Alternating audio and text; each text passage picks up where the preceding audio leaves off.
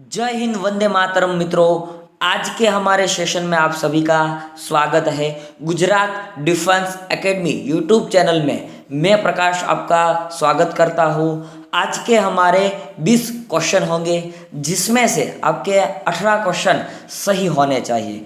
अगर आपके 18 क्वेश्चन सही नहीं होते तो मित्रों याद रखिए, आपकी तैयारी में कुछ चूक रह गई है और आपको यह सही करनी है। तो चलिए ज़्यादा आपका समय नहीं बर्बाद करते हुए शुरुआत करते हैं आज के हमारे पहले क्वेश्चन से। मैं सिर्फ और सिर्फ क्वेश्चन पढ़ूंगा और उसका सही जो आंसर होगा वो आपको बताऊंगा, क्योंकि हम भी आपका समय नहीं बर्बाद करना चाहते। चलिए शुरू करते हैं। पहला क्वेश्चन आपके समक्ष है, भारतीय राष्ट्रीय कांग्रेस की स्थापना किस वर्ष में हुई थी और कौन सी डेट को हुई थी? तो इस क्वेश्चन का जवाब आप सभी को आता ही होगा। भारतीय राष्ट्रीय Congress INC, Indian national Congress, जिसे हिंदी में कहा जाता है भारतीय राष्ट्रीय कांग्रेस की स्थापना 28 दिसंबर 1885 को हुई थी। तो ये याद रखिएगा। कहाँ पे हुई थी, ऐसा क्वेश्चन आए तो याद रखिएगा मुंबई में हुई थी। सन गोकुल भाई तेजपाल पाठशाला, ऐसी पाठशाला का नाम था, वहाँ पे इसकी फर्स्ट स्थापना हुई थी। आगे बढ़ते हैं। दूसरा क्वेश्चन हमारे समक्ष आ गया है, रजिया सुल्तान किसकी पुत्री थी? ये इतिहास में से निकाला गया क्वेश्चन है। रजिया सुल्तान किसकी पुत्री थी? आपके पास 1 या 2 सेकंड होंगे, आप चाहो तो कमेंट सेक्शन में आपकी कमेंट भी कर सकते हो। रजिया सुल्तान किसकी पुत्री थी? इसका सही जवाब सी ऑप्शन आता है, इल्तुमिश की पुत्री थी रजिया सुल्तान। याद रखेगा मित्रों, ऐसे क्वेश्चन आपके एग्जाम में आ सकते हैं। भारत में पिन कोड का प्रारंभ कब हुआ था? भारत देश में पिन कोड का, आप जानते होंगे पिन कोड आपके जो स्टेट होता है वहाँ पे पिन कोड आता है, तो और आपके जो डिस्ट्रिक्ट होता है वहाँ पे भी अलग अलग पिन कोड आता है। तो यहाँ पे क्वेश्चन ऐसा है, भारत में पिन कोड का प्रारंभ कब हुआ था? तो 1972 में 1972 में भारत में पिन कोड का प्रारंभ हुआ था। तो चौथा क्वेश्चन हमारे समक्ष आ गया है, चोरी चोरा कांड किससे संबंधित है? चोरी चोरा कांड किससे संबंधित है? आपके समक्ष ऑप्शन है, मैं ऑप्शन पढ़ूंगा नहीं, लेकिन सही जवाब आपको जरूर दूंगा। चोरी चोरा कांड किससे संबंधित है? तो वो असहयोग आंदोलन से संबंधित है। चोरी चोरा कांड हुआ था वो असहयोग आंदोलन से संबंधित है। यहाँ पे हुआ क्या था मित्रों, यहाँ पे 22 पुलिस कर्मियों को जिंदा जलाया गया था, इसीलिए इसे चोरी चोरा कांड ऐसा शब्द दिया गया। तो ये असहयोग आंदोलन का एक भाग था, याद रखिएगा मित्रों। आगे बढ़ते हैं। 5वां क्वेश्चन आ गया है हमारे समक्ष, सौर मंडल का सबसे बड़ा ग्रह कौन सा था? सौर मंडल का सबसे बड़ा ग्रह कौन सा था? तो यहाँ पे सही जवाब आता है बृहस्पति। बृहस्पति को आप गुरु ग्रह के नाम से भी जानते होंगे।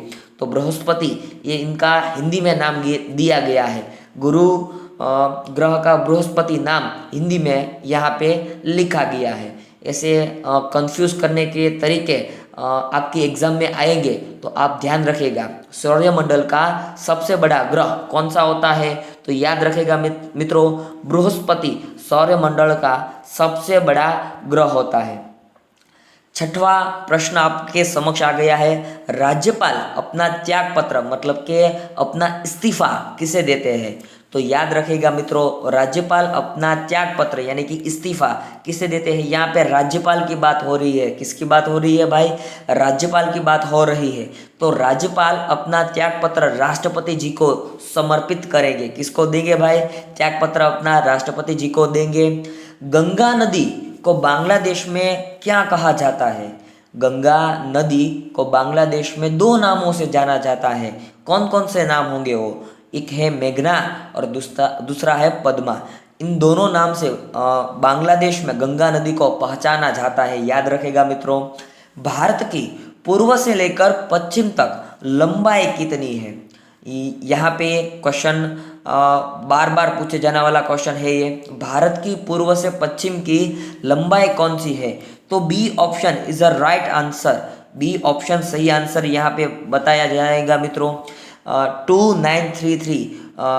2933 किलोमीटर जितनी भारत की पूर्व से पश्चिम तक लंबाई है। अगर आपको ये पूछा जाए कि उत्तर से लेकर दक्षिण तक भारत की लंबाई कौन सी है, तो यहाँ पे डी आंसर सही बनेगा।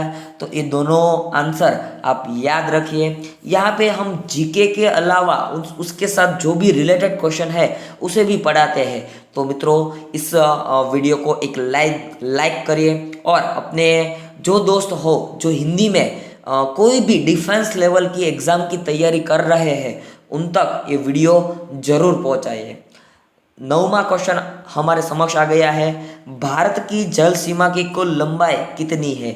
यहाँ पे answer B is a right answer, correct answer. 7516.5 kilometre जितनी भारत की कुल जल सीमा की लंबाई है। यहाँ पे कुल जल सीमा की लंबाई पूछी गई है मित्रों।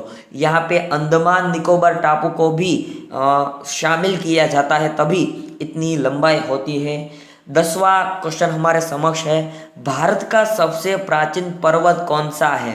हमारे समक्ष 4 ऑप्शन है। हिमालय पर्वत, गिरनार पर्वत, अरावती पर्वत, इनमें से कोई नहीं।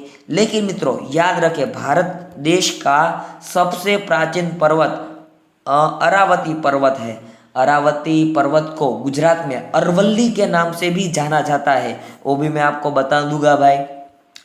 11वां क्वेश्चन हमारे समक्ष है। बांग्लादेश अपना स्वतंत्रता दिन कब मनाता है? बांग्लादेश अपना स्वतंत्रता दिन कब मनाता है? तो याद रखेगा मित्रों, बांग्लादेश 26 जून को अपना स्वतंत्रता दिन मनाता है। 12वां क्वेश्चन हमारे समक्ष है। जोग जल प्रपात किस नदी पर स्थित है? किस नदी पर स्थित है? तो इसका सही आंसर आता है शरावती नदी पर स्थित है। कहाँ पे स्थित है मित्रों? याद रखेगा, शरावती नदी पर स्थित है। 13वां क्वेश्चन हमारे समक्ष है।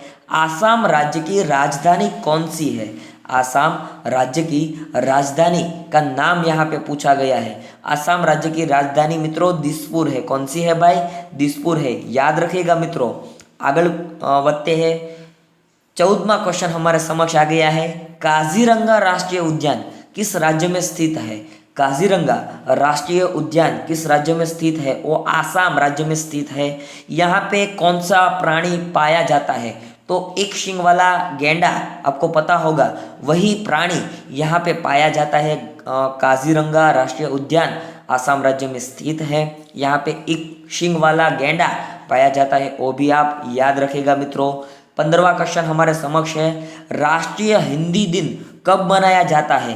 तो इसका सही आंसर आता है मित्रों 14 सितंबर को राष्ट्रीय हिंदी दिन मनाया जाता है, तो ये भी याद रखेगा।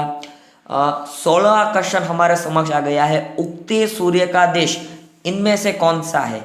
उगता सूर्य का देश किसे कहा जाता है? तो जापान देश को उगता सूर्य का देश कहा जाता है। और अस्त होते हुए सूर्य का देश मतलब के आथमते, बरोबर, इसे किस देश को कहा जाता है? तो वो नॉर्वे को कहा जाता है मित्रों, वो भी याद रखेगा। आगे बढ़ते हैं। 17वां क्वेश्चन हमारे समक्ष है। दूध में कौन सा विटामिन नहीं होता? दूध के अंदर कौन सा विटामिन नहीं पाया जाता, ऐसा क्वेश्चन है। तो इसका आंसर सी आंसर बनता है, विटामिन सी वो दूध में बिल्कुल पाया नहीं जाता मित्रों। 18वां क्वेश्चन हमारे समक्ष है। कारगिल का युद्ध कब लड़ा गया था? कारगिल का युद्ध कब हुआ था? आपने शेरशाह पिक्चर जरूर देखी होगी। वो कारगिल के युद्ध के शामिल होने के मतलब के उसकी जीत के अंतर्गत बनाई गई है।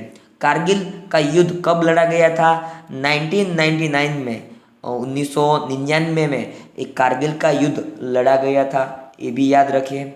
सरफरोशी की तमन्ना अब हमारे दिल में है, देखना ये बाकी जोर कितना बाजू ये कातिल में है, ऐसी एक काव्य पंक्ति पढ़ी गई थी, लिखी गई थी। किसके द्वारा, किसने कहा था, ऐसा यहाँ पे क्वेश्चन है। तो ये मैं जो काव्य पंक्ति बोला था वो काव्य पंक्ति राम प्रसाद बिस्मिल जी ने लिखी थी। किसने लिखी थी भाई? राम प्रसाद बिस्मिल जी ने लिखी थी। 12 जनवरी को कौन सा दिन मनाया जाता है? तो 12 जनवरी को राष्ट्रीय युवा दिन मनाया जाता है। ऐसा क्यों? क्योंकि इस दिन स्वामी विवेकानंद जी का जन्म हुआ था। इसी दिन को 12 जनवरी को युवा दिन, राष्ट्रीय युवा दिन की तरह उजवाया जाता है, मतलब कि मनाया जाता है। तो मित्रों, आपको ये वीडियो कैसा लगा आप कमेंट सेक्शन में ज़रूर मुझे बताइएगा। वीडियो आपको पसंद आया हो तो आपके जो भी आर्मी की तैयारी कर रहे फ्रेंड्स हो उन तक ये वीडियो ज़रूर पहुंचाइएगा। वीडियो को लाइक कीजिए, शेयर कीजिए। फिर मिलेंगे। जय हिंद, जय भारत, वंदे मातरम।